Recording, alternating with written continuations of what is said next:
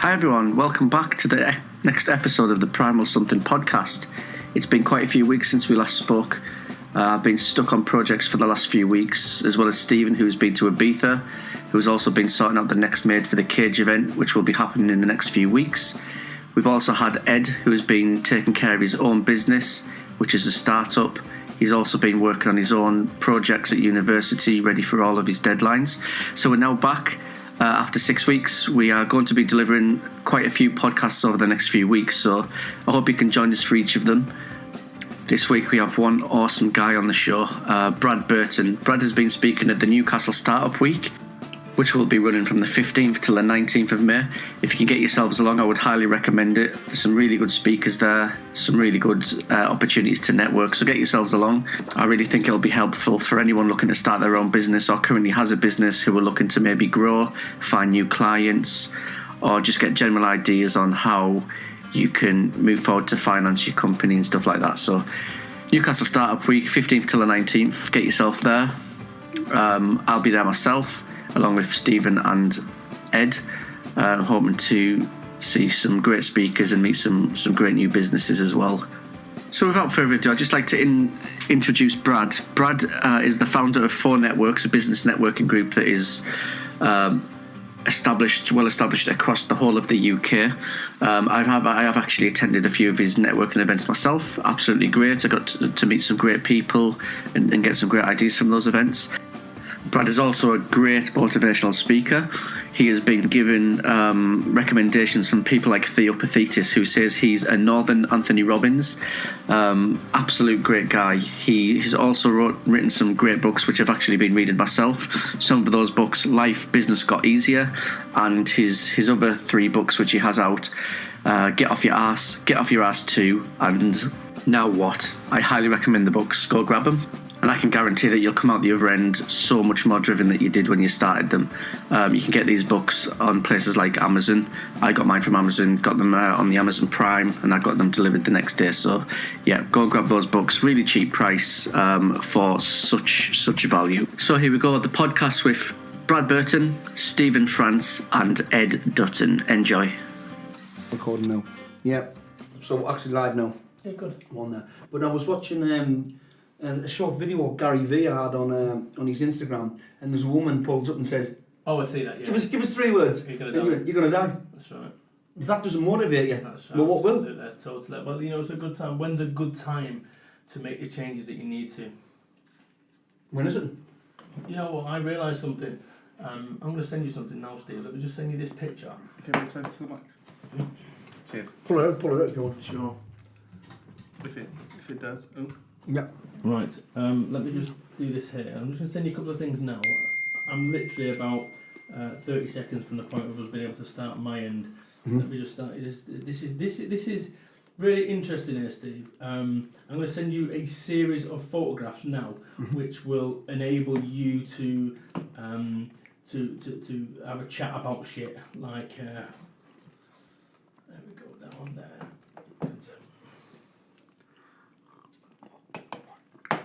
By the way, people have started because what normally happens is we'll miss out on loads of juicy pre-gossip on the pod, so we're just letting it run. But obviously we're here at Newcastle Startup Week talking about innovation, entrepreneurial spirit, and we've got the UK's #1 business motivator, Mr. Brad Burton here.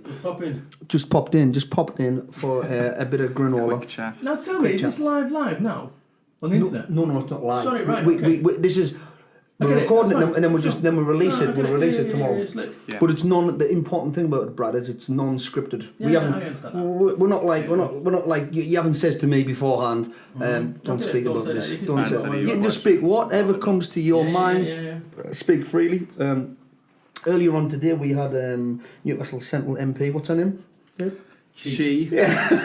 Chon on Chi Onwurah. And she is an MP up for re-election. It was only a 10-15 minute podcast because the Newcastle Startup Week started 15 minutes too late. I then went and popped round and seen, I missed my friend here, Brad. I know that he'll be full of energy, and we just want to speak general positivity and mindset of starting up a new businesses or just making change in life. One of the Yeah, not businesses. Could be like personal projects or whatever makes you feel good. Really. So listen, here's the thing. Anyone who doesn't know me, I started my business off 12 years ago, 25 grand in debt, no income, nobody gave me a chance. I've been addicted to drugs twice, 4 years unemployed, started my business off 25 grand in debt, a wife that wanted me to go and get a proper job. Basically, I was a bit of a street kid bum. And, and it just shows you that you can be anything you want. I've now written 4 books. I get booked by amazing organisations like JCB, Bentley, and today the Newcastle Startup Week to speak. And, it's just like mind-blowing. Oh, and I run a multi-million-pound business called 4 Networking, a national business networking organisation. This has all happened in the last 13 years. Prior to that 13 years, I was a street kid, bit of a bum, never really achieved nothing. But it just shows you that the same smarts that I used in the street, you can use in business. That's exactly what we actually touched on the way back to the pod. Is the fact that the skills what you find on the street, you can use in different parts of your life. And it's the same with martial arts from yourself. You learn skills around the subjects and topics and the environment. And there's one thing that I really, really like to stress to people: if you want to be as big as what your environment will let you, you've got to master it. Be a master of your environment. I think that's very, very important that we learn how to do that, because people in situations, whether they're in self-development or they are setting up a business in an area and they're not an expert in the environment around them. Well, what I think about this whole thing is that we can all be a better version of ourselves, and I think that's the bit where I really kind of threw the switch, in that I'm still the same guy that I've always been. The difference is my recipe has changed, and actually we can all be a better version of ourselves. But what happens is, I think with this whole Instagram mentality, is that you go on Instagram and look at what success is. Right now you'll see someone saying, squad goals with a Bugatti and a frigging £20,000 Rolex. Now, when you're from the northeast and you lived on council estates all your life, that is so far removed from where you can ever sensibly get to through legal channels.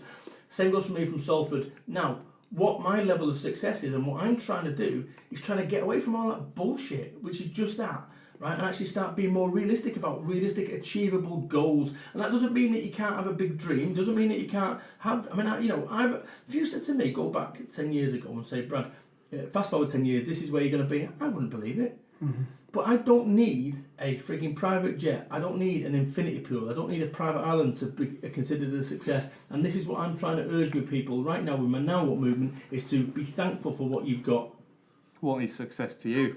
That is an important thing, because when you say to somebody, what is the most valuable asset? A lot of people think it's monetary, and it isn't. Yeah. I honestly think you can determine it in many different ways, whether it's friendships and networking, but most importantly, how much time do you have to spend on yourself? This is one of the things that I talked about on Newcastle Startup Week today, which is one day. Imagine if you're having a prize ticket machine at a fairground, and you go to it, you press the button and a ticket comes out, and then one day you go up to it, press it, and no ticket comes out. That ticket is a day of your life. And what we end up doing is this: if I could offer you an extra day of your life right now for £1,000, you'd knock me back. If it was the last day of your life, you'd give everything up for one. Right, you'd pay £1 million for one extra day. So that says to me that today is as important as the last day of your life. But the difference is we take today for granted. And in fact, we take everything for granted. We take our health for granted. We take our physiology for granted. We take everything for granted. And one of the things that I've learned as a result of nearly losing everything, financially, emotionally, mentally, is to take nothing for granted. And I'm so thankful. Look at me, I do not look like your archetypal hippie, but I'm this modern day version of a hippie. I've come from Salford, Manchester, the main streets of Salford, Manchester, and yet I look at the world differently. I find beauty in flowers, in just green grass, and it's like nuts. But this is what I think we're heading towards a simpler time right now. I think we're going full circle. I think all this ostentatious bullshit that you see on Instagram is causing everyone to collapse and actually feel like shit. Because for the vast majority of people, that squad goals of a Bugatti and a £40,000 frigging watch is inconceivable. But I'll tell you something, I realised when I was coming through, a friend of mine had a Rado watch. And I remember wanting a Rado watch. And I got to the point with my business where it was a £1,500 purchase. And I went, I'm going to go and get a Rado watch now. Should I get a black one? Should I get a gold one? Should I get a black and gold one? And I tried them all in the shop. And I said to the bloke, I said, I'm just going to go and have a walk around and have a think. And I thought, I don't want a fucking Rado watch. Something, something that was the car you want, you know, the thing, the girl you want, the partner you want is no longer as important once you've got it. So this is the thing. It's about that whole thing that we chase. And it comes to a point when you chase so much and you're just worn out. I've stopped chasing. I start being happy with what I've got. Mm-hmm. What about... That was a huge topic today on about turning like your happiness, what makes you happy, and how to turn that into a success rather than seeing... Have I said that the wrong way around? No, listen.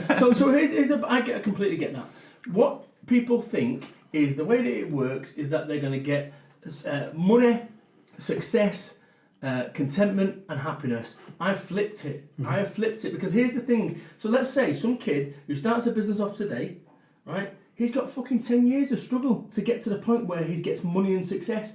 So the way that most normal people is because money and success is the goal, is they're miserable as fuck on the journey there. What I'm proposing is that you get content today.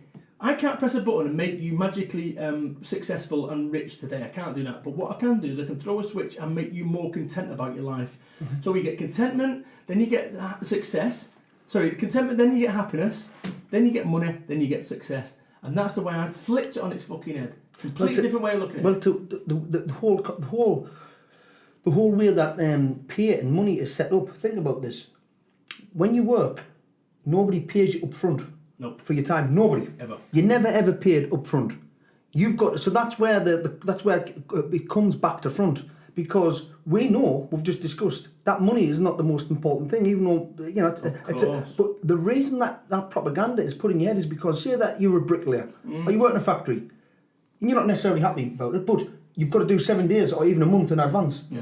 Then you get paid. So that's when people get confused, thinking that means that money's more important than time. No, it's not. Listen, it's not more important than time. Don't get me wrong. I would sooner have more money than less. Let's be quite clear about that. But often there's a price to pay for that money, and it is almost diminishing returns. I've got a 5-bedroom house, or I don't even fucking know, 5 or 6 bed. That just shows you. In fact, let me tell you something. One of the goals that I had was to get a 10-bedroom mansion. I wanted a 10-bedroom mansion. I wanted these 2 sweeping staircases, like something out of Titanic. And I wanted me and my wife to walk down the stairs and meet her there in my nice Hugo Boss or Armani suit. And we look at her. Let me explain to my wife with a Givenchy dress. My wife looks like a fucking Polish car valeter. She wears tracky fucking bottoms. She is low maintenance as fuck. The idea that she'd be in a Givenchy dress is out of the fucking just complete bullshit. Anyway, we walk down the stairs and then someone opens the doors and all our guests come flooding in, looking around. Oh, Brad, look, you've achieved. Thank you. What a load of shit. You know, I've got one room that I don't go in. If I would have worked my bollocks off to get a 10-bedroom mansion, guess what? I'd have fucking 4 rooms that don't go in. And this is the thing. It's stupid. People chasing shit. I've got a mate of mine who's just spent £250,000 creating an underground 35-seat cinema in his Mayfair place. £250,000, right? He doesn't have 35 fucking mates. So what the fuck have you done? What? Just lunacy. He's just telling himself in the morning. That's what he's saying. He's just telling himself in the morning. That's what I've got. Right, and it doesn't make you happy. If you start looking at things logically, right? Like I said, another thing I like using this. I like putting this on people. People get transfixed for a car. They want a car. They want a nice car. Yes. For me, it's probably one of the worst assets that you can buy. Yeah, definitely. It's an asset what depreciates. It's an asset what you use finance, which has interest included.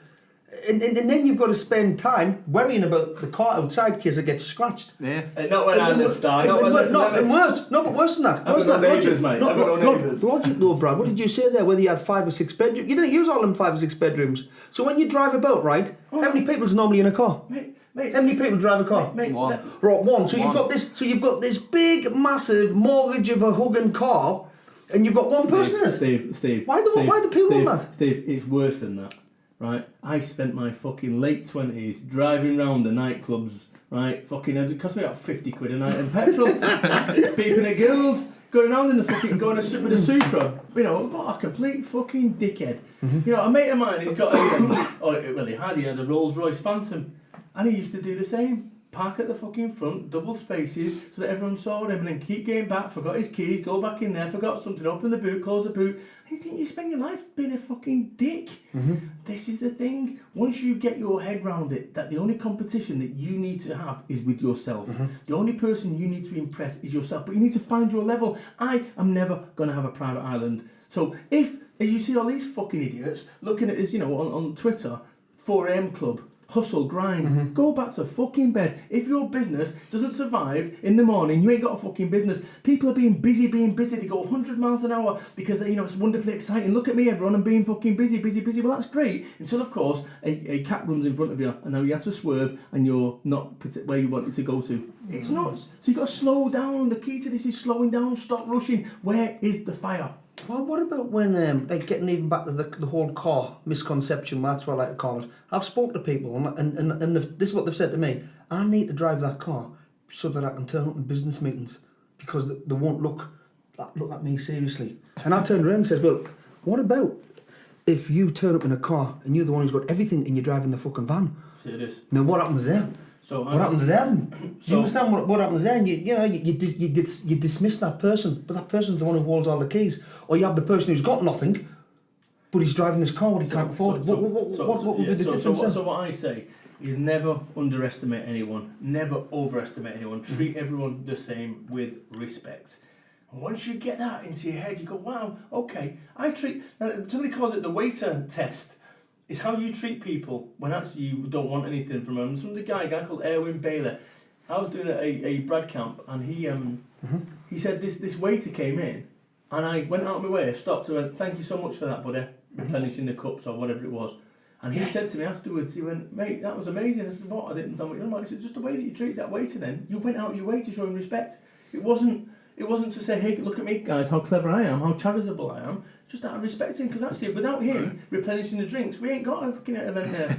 And then these small cogs in any organisation, in anything, is so important, and people miss that. People go for the big ones.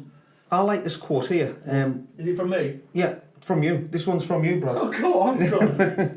No, but I like this one. I like it a lot. It's when you come to a point where you have no need to impress anybody, your freedom will begin. Boom. And that's what it's about. Completely. That is about that. And I honestly, really, truly believe in that. You've got nobody to impress. You look at me, the way I dress, right? I look like a drug dealer. I'm not anymore. But the thing is, I look at the way that I behave in business. But that's what dressing people over bullcrap words, which. So here's the thing. I had somebody talk to me about like fucking hedge funds and vertical markets. Right? I'm sat there listening to them, and I said after 35 seconds, I have no fucking idea what you just said. I don't understand it. Just because you're a managing director doesn't mean you've got to know all this shit. So I think the way I approach stuff is through common sense, right? Logic. But I managed to bridge the gap between, you look at me, I speak at the highest level in the UK, right? That's the reality of it. But yeah, I don't look like your archetypal speaker at the highest level of the UK. So there's this whole crossover, like a chart where, those charts, I think the Gantt charts or whatever, with the circles that go over it. The Venn ones. Vent, right. Vent. So that's that Vent thing. I managed to cross over. A friend of mine did one. He said, look at you. You cross over from the street, you cross over from the startups, you cross over from the corporates, you cross over from, boom. So we looked at this whole thing, and I'm a pretty much of an enigma in this world. But one of the things about this is it's a great exercise for people to do. People that don't like me or my personal brand, how would they describe me? Arrogant, sweary, northern, thick, uneducated, unprofessional, the list goes on. People who like me would say I'm energetic, I'm driven, I'm this, that and the other. Two sides of the exact same coin. The only way that I can win people over who don't like me is by throwing away all the stuff that people who do like me value me for. And that's the thing, but people are so worried about people liking them or worried that people will be offended by what they say, then they don't end up being themselves. And once again, those minutes become hours, and those hours become days, those days become a week, those weeks become a year, and before you know it, that year becomes a life, and you end up at the end of your days going, why wasn't I authentic? Oh, fuck it, authentic, I can never use that word. Why wasn't I myself? So somewhere along the way, this whole liberation where, one, I don't want a Bugatti for me to feel success. Two, I don't need a fucking 40 grand Rolex. I use my phone for my thing. So with all that, so if you imagine the kind of money that's incurred in that, I don't need any of that shit. I don't need to invest in hedge funds. I don't need to. So actually, what I'm about is about living life on my terms, not on the terms dictated by someone else. Ed, how do you get? So if you're working for an organisation, how can you determine how you want your life to go if you're in a position of comfort and you want to leave You now know that you need to leave your comfort zone to perhaps be happy. But how do you take that step? Because I think there's so many people out there. We were having this discussion earlier that there are so many people with talent that are working in places where actually they can't express their full talent needs and all of that. So how can you make that step? Somewhere along the way, right, let me ask you this question then. Has anyone ever rang your doorbell? You've opened the door and there's a big bag of £50 notes there for you? No, because Tony happened us once. No, Steve, you're a bad example, Steve. Steve, you can edit this out, mate. But you would have to understand what happened the night before. Stop talking, Steve. Stop talking. But the point I'm making is that doesn't happen. And what happened with me is my MO of success was looking at the way business owners did it. Have a 5 Series, wear a 3-piece suit, be very professional, pat people on the back, play golf.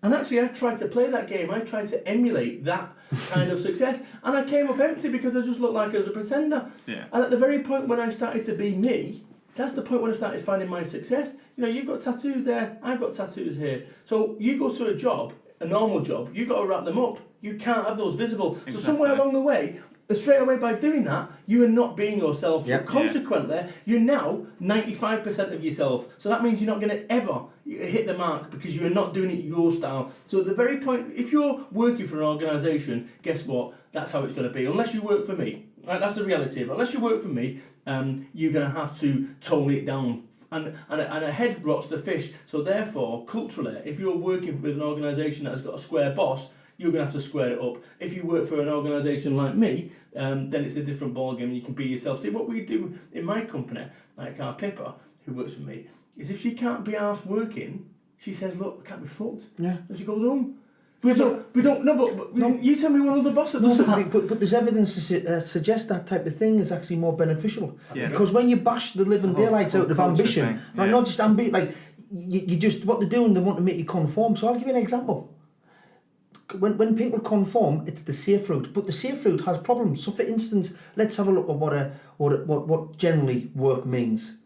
Generally, work means 9 to 5, doesn't it? That's generally. That's right. So that means every person has to get up at the same time and finish at the same time. Right. But the downside of that is rush hour. I'm just giving you an example. Absolutely. It's rush hour. So everybody tries to fit everything in to rush hour. Now there's evidence to suggest. Listen to this. There's a company out there, I was reading this a few months ago, and there's a company out there... You don't read, Steve, come on, don't do that. I looked at the pictures. No, it's alright. Yeah. But there's a company out there, what they've decided to do is just say, this is what we want you to do over the next month, and you can come at any time in the office. And what they found, so some people, the one who's square, if you've got a square boss, would think, no, we've got to be in here at 9 o'clock, you have your lunch at 12, and you're back in, and you finish at 5, and you've got the whole rigmarole of rush hours and office politics. What this other company found was, because they were innovative and thought outside the box, that actually the work went up and it was more successful because it went the other way. It was more creative. So, like what you just said, Brad, if Pippa says, what's the point of having Pippa there if she doesn't feel like it? Because she's just going to be pain in the arse. If she said, listen, I don't want to be there. Right. What's the point? So what she would do, see, in the old conventional ways when I worked, is what happens is you sit there till at 5:21 going, fucking hell, 7 more minutes. Right, and you sit there writing the lazy brown fox jumps over the fucking hen, just over and over again, and at 5:29 you put your jacket on and fuck off. That's ridiculous. And then sit in the fucking traffic when everyone else... Such a waste of time. Right, when everyone else... You're wasting all that time, we're wasting all again. So listen, it gets worse than that, because you're then leaving at 5:30 along with everyone else, rush hour. Right, so now it's extended, so where it would take you 20 minutes to get home normally, it's now an hour. Once again, I just said before that on your last day, you'd buy those extra hours, the extra day, you'd give the world for it. So that's 24 hours. You do that in 2 weeks, driving to and forth to work. That's the most important day of your life, frittered away, 1 day of your life. So what I do is that 2 hours, travelling, I could use it to stay up at night or to go to sleep and have an extra. It's fucked. So once this penny starts dropping, that actually people do it well. At least you know where you stand when you're employed. Do you fuck?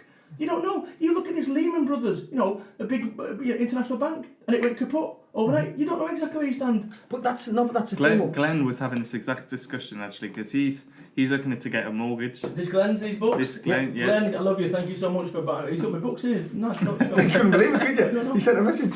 Sign it. Get it signed. So Glenn runs his own business, obviously, PrimitiveSense, and he's been looking at getting mortgages, and he's found that a lot of people who own their own businesses really struggle to get mortgages, because the banks essentially think, well, if you're running your own business, it can close at any time. Right. But he argues that actually, if I'm working for someone else, I'm relying on them to find me business. Whereas if I'm working for myself, I know I need to make a living. Exactly. Like, there's a complete flip side. But the other thing, what I was touching on, similar to what you're saying, is that the whole concept of life, like, you know, you say this turns from seconds to minutes to hours, and before you know it, you're in a lifetime. You're in that rut. And then that's why you have this midlife crisis, or people going, what the way up and going, what the fuck just happened there? 48, what happened there? And he's looking at his wife and he's thinking, this wasn't me. And it's because the concept of business in life, like you say, getting a mortgage, is based on fear. Fear. It's based on fear. Fear. Save for a rainy day. Save. You've heard these stories, haven't you? This is a slide, right, off my my Now What seminar. Right, when it's a slide showing like silhouettes of a baby, a toddler, and then a teenager, then a middle-aged man, and so forth, and it goes to an old guy. If I look on that chart, I am 3/4 of the way through that chart, and the caption on this chart is Now What says, "When is a good time to?" Because it's always tomorrow. My life's going to be good when I get a 40-inch television. You get a 40-inch television, you say, you know what, I need a 50 now, then a 60, then a 70, then an 80, then a 100-inch, then a 100-inch curve. Now I want a 35-seat cinema. It never fucking ends. It's not even materialistic things like that. It's a career change. It's like, oh, I'm sat behind a desk and I really want to be out, I don't know, gardening. Do gardening. Like, but I'll do gardening when I retire, because that'll be my retirement. No, fuck that. Just do gardening. Have you went out and actually, when you've said, I'm going to do that, I'm going to nail that, I'm going to do it, and you've done it. And sometimes, I'll give you an example. A short clip was, I was telling you yesterday, if anybody was on the Instagram, I was on the BAFTAs last night. I was actually, I was on the BAFTAs last night. I was on a nomination clip in the BAFTAs. Now, you don't know when these opportunities are going to happen. I didn't realise until someone sent us a message and says, oh, there's a clip of you on the BAFTAs. But it's all, you put yourself out there. A door will open. Sometimes a door will close, but two will open later. Absolutely. But some people are that scared. But you know, they're scared. They're like, oh, I don't know. Steve, and for me, it's like, no, I want to be a martial artist. Right, I'm going to do a martial art. Right, I'm going to be a fitness instructor. Right, I'm going to do that. And some people just, what's that? What the title of the book? Get off your arse. But you know what happens is so many people are worried about tomorrow and about what may or may not happen. I had someone like so there's two things here. A friend of mine invested into a pension, and then 4 days before he's due to cash in, his pension is 65, and really retire and enjoy everything, he died. He'd spent his entire life putting into a pension £200,000, which instantly was then halved because of the terms, and his wife gets 100 grand. Now, he didn't survive, he never reached pension age. I have no fucking idea what is happening in the next 10 minutes, let alone the next 10 fucking years. This whole building could collapse. A fucking meteor from the planet Zone, 8 million fucking light years away, could fucking hit us. So we're so worried about what if that daft idea and that daft plan that you've got actually fucking works. What if that? Because I tell you something, it's only a daft idea if it doesn't work. Yeah. Right? My fucking daft idea, call a book, get off your ass, works. My daft idea, start a networking event off, which nobody ever give me a chance, fucking works. My daft idea to become a motivational speaker, works. My daft idea to start a fucking club off called Now What, works. You know, every step of the way. And I'll tell you, for every one of them, I can give you 10 things that didn't fucking work. But that's not who gives a shit. It's the ones that do work. And people remember you for the stuff that works. At least I'm honest about it. No. But that's what we were talking about earlier on, Brad. Don't let emotions get involved with business as well. You know, like where you says, you know, we were saying, I made an analogy about spinning plates. You spin them, and it's to the point where you've got to let some of the plates fall. You know what I mean? And like you said, be honest about it. Like you said, Brad give you 10 examples of what he's achieved in his life, but there'll be another 10, and then with them 10 plates would span. But some people hang on. What did you say? It's like paddling in a. So this is a great metaphor. Right? So what happens is when you're struggling, like running a business. I've had people that are fucking paying the minimum payments on those credit cards and this, that, and the other, doing the right fucking mess, right? And I describe it as the best way to describe it is like worrying about your credit rating when you're starting a business off is a bit like drowning with a pair of fucking gold bars, right? Fucking pointless. Who gives a fuck about your credit rating, right? Get fucking rid. Don't worry about it. You get the worst fucking credit rating ever. So fucking what? I'll tell you this now, absolutely true. I was in 25 grand in debt, fucking red letters all day long. I had the worst credit rating possible. And when you're smart and you use something called the internet, you can work out how you can rebuild your credit rating. I now have the best credit rating. I could go and get anything I fucking want tomorrow, right? Going back 10 years ago, fucking won't give me a mobile phone. Right? So this is what I'm trying to say. You're so worried about tomorrow. Fuck it. Right now you're in survival mode. In order for you to be entrepreneurial and you're thinking, you're a martial artist, Steve. Me and I'm just eating these muffins now, and then you start attacking me. I'm not going to fucking try to finish eating my muffin. Right? I'm now in survival mode. I'm not even doing entrepreneurial mode, thinking, oh, I love this fucking muffin. I'm now in survival mode, thinking, how can I wrap you up and knock you out? Not that it ever happened. Right? Listen.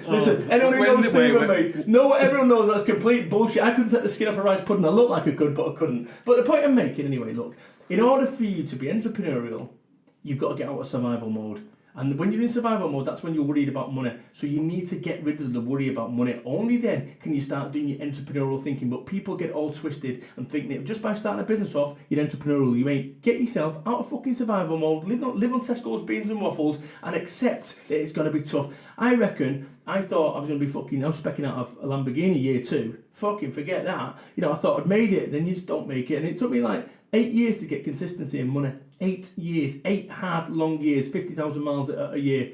So all this fucking automation and get Facebook funnels and click funnels and all that, if you believe, because you've seen some video on the website, that all of a sudden you're going to... I'll show you how to make them. How many of them do you get, Brad? Mate. I'll show you. I get messages sent to us. I'll show you how to make $1 million this year. Yeah, do you want me to tell you how to do it? Fucking tell you how to fucking sell people videos. It's genius. It's the best business model ever. Right. What? What's that? So what it is, right? What it is. I've never looked. I didn't get any further.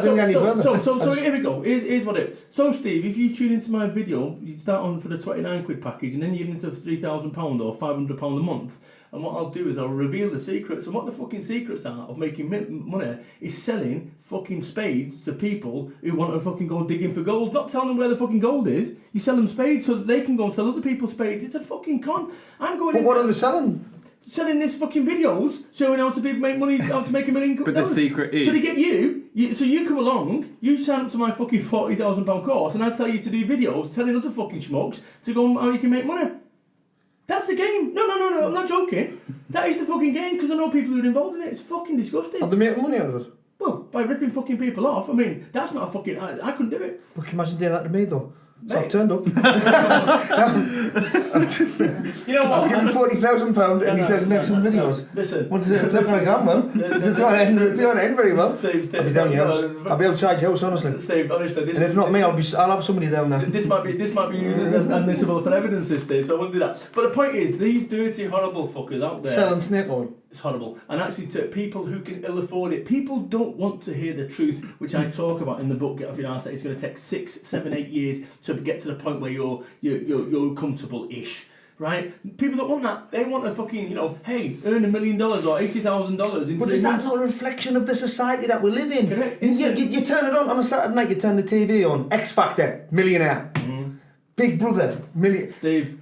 Geordie Shaw. You don't need... I've said this many times. What? It's easy. It's easy. So this misconception they're putting into your mind is that you don't need any talent or nothing. You didn't need any discipline. You just going to be... What's going to happen is Richard Branson's going to... The Apprentice. Alan Sugar's going to knock on the door and he's going to turn around and say, Brad, you are the best. You're wonderful. You are absolutely wonderful. Brilliant. I want to offer you £350,000 a year, and that's how life works. And that's what some people actually think, because that's what they're telling you. But you can see about the whole instantaneous society we live in. I remember years ago having to find a rain-sodden copy of Razzle, and nowadays you can just type in any old porn on the Google. See, the world's changed, hasn't it, completely? The world has definitely changed. Now, listen, I mean, as a kid, I used to think that girls like getting covered in custard, but apparently they don't. No, they don't. That's Razzle, but hey, you know what I mean? That's a completely different conversation. You're funny. You're funny. More tea, Vicar. More tea, Vicar. Apparently vicars don't even like tea. No. Yeah, exactly. Apparently vicars don't even like tea.